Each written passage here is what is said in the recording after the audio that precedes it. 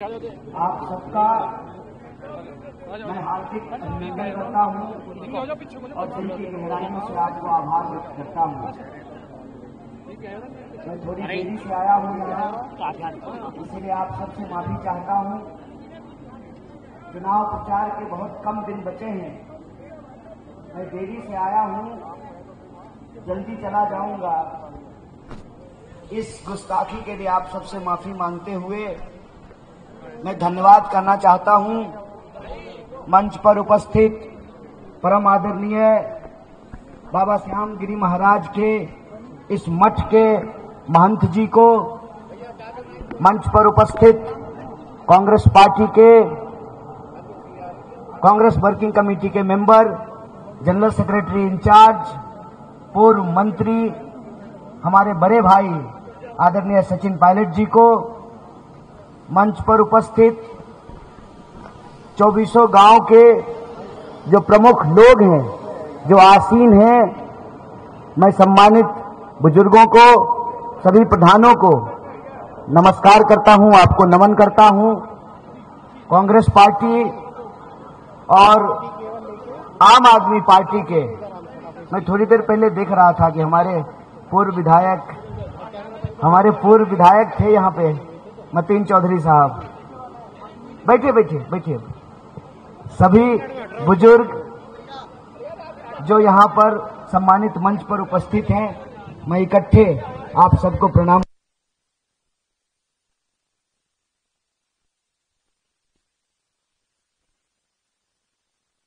मेरे ख्याल से ये समाज की महापंचायत है, 36 बिरादरी और 24 गांव की महापंचायत है। आप सब उस गांव के प्रमुख लोग हैं, आप सब समझदार लोग हैं। ये मंदिर ही 700 साल पुराना है, तो कम से कम आप सब लोग इस क्षेत्र के इतिहास से भली बाकी वाकिफ हैं।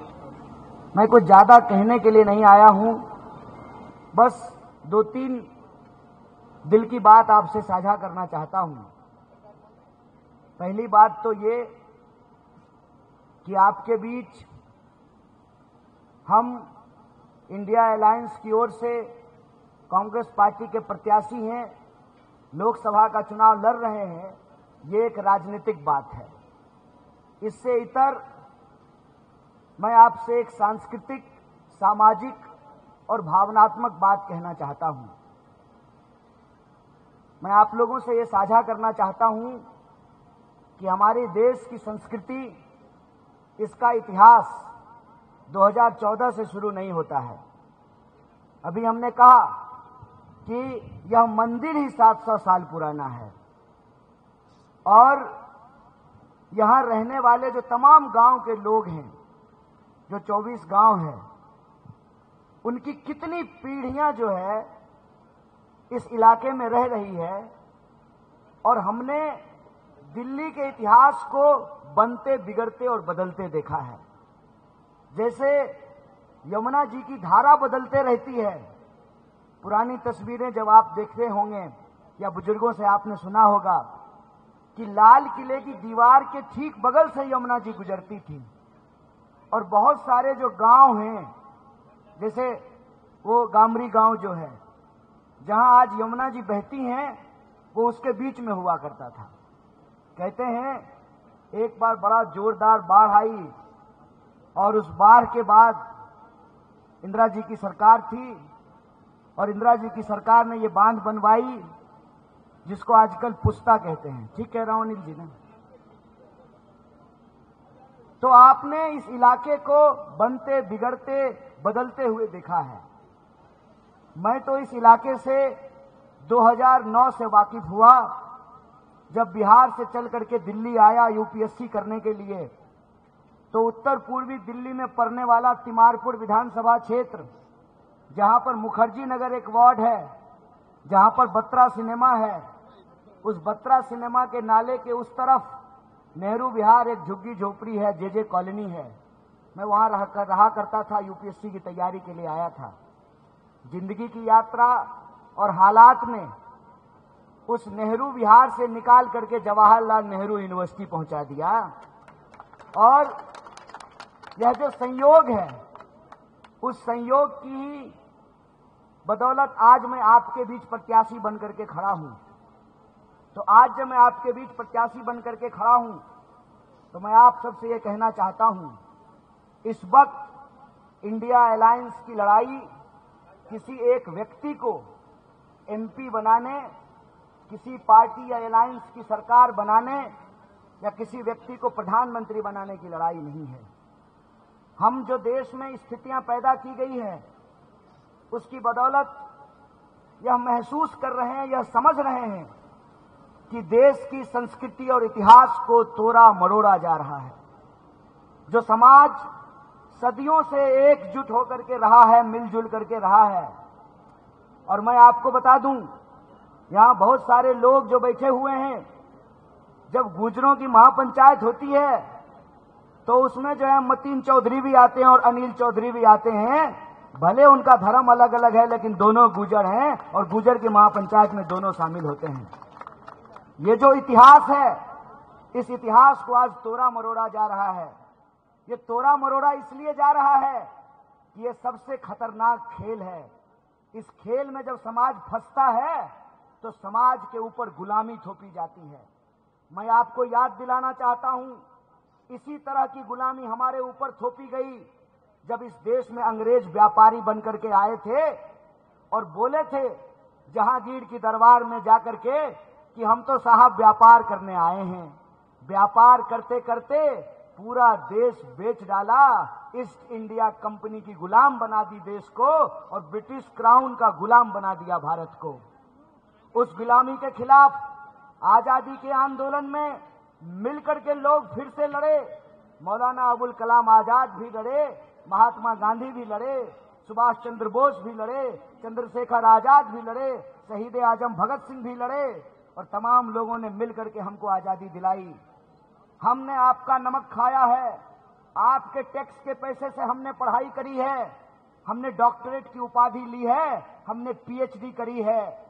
हम यह समझ रहे हैं कि फिर उसी तरीके से समाज को जैसे अंग्रेज लड़ाया करते थे, आज समाज को ये लड़ा रहे हैं, समाज को ये बांट रहे हैं, ताकि समाज की जो संपत्ति है, जो धन दौलत है, देश के नाम पर दो चार दोस्तों की तिजोरियों में पहुंचाया जा सके।